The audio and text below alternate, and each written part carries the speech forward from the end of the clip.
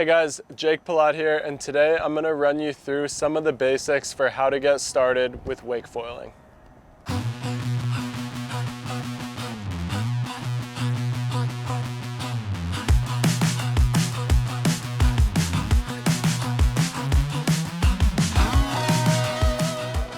Alright, so first things first, the gear that you're using is super important. One of the things with your foil setup that's really important when you're getting started is having your mast all the way back on the board. By having your mast all the way back, it's going to allow you to control that lift a little bit. The further forward it is, the more sensitive it is to your weight distribution, and the more it's going to move underneath you. So for getting started, one of the most important things with your setup is bringing that mast back on the board so that you can control it.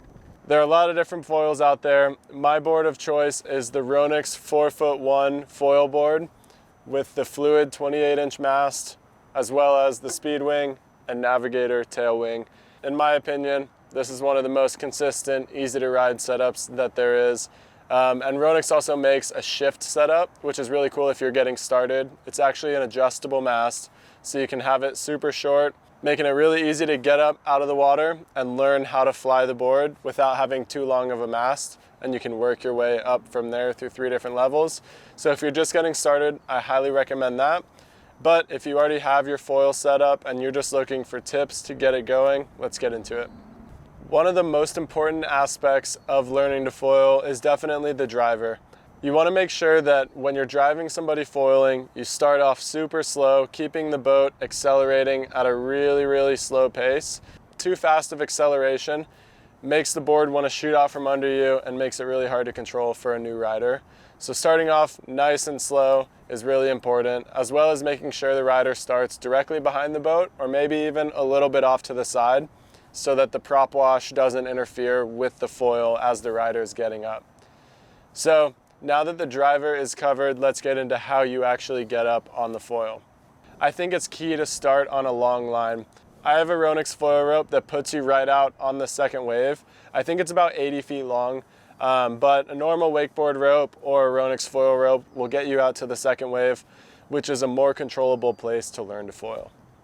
So you're going to get up very similar to wake surfing. If you haven't wake surfed yet, I highly recommend do that before you get into foiling. But assuming you're past that point, getting up is very similar to a wake surfboard. So you're going to have the board sitting out in front of you with your feet on it. You want to have your back foot just in front of the mast. So looking at the board, my mast is here. You're going to have your back foot almost at the front of the pad here so that it's in front of the mast. That's going to help you control your lift and help you keep that board down, because the biggest difference between surfing and foiling is you have this giant wing and mast underneath you. So when you're getting started, keeping it down on the water is super important. So back foot just in front of the mast, you're resting with your feet on the board just like a wake surfboard. As that rope tightens up, same thing as a wake surfer, you're pushing those heels down, getting the board to flip up to your feet.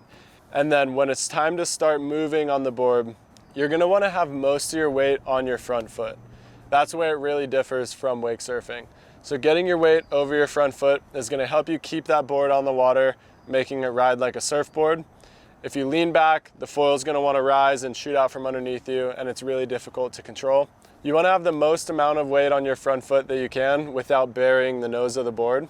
So you're really front foot heavy getting up, and immediately you want to start cruising out to your heel side. What this is going to do is get you away from the waves and anything that'll mess with you interacting with the rollers and water moving underneath you. During this process, you want to keep that board flat on the water or as low as you can. It's going to want to rise up on you, so keeping your weight on your front foot is the key to controlling it, and we'll get to flying the wing next. So you've gotten outside of the wakes, your board's flat on the water. Now you want to start to fly the wing. All that's going to take is a little bit of pressure on your back foot. You'll feel immediately that that's going to lift you up out of the water. So it's tiny movements. Just moving a little bit of weight back is going to lift you up just a little bit and hopefully keep it controllable. If it shoots out from under you, it means you shifted too much weight back.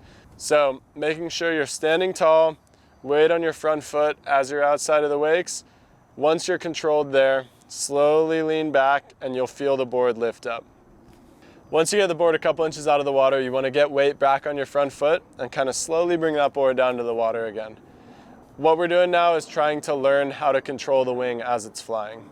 So you brought the board back down to the water, shift your weight back, it'll glide back up, and now you can start to play with your height.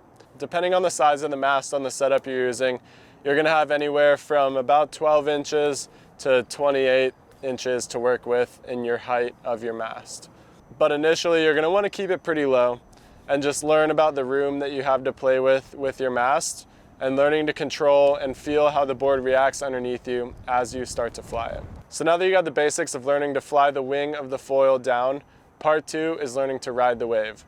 Stay tuned for the next video coming on my channel soon. Thank you for watching. I hope this is helpful, and make sure you tune in for that next video to learn how to ride the wave.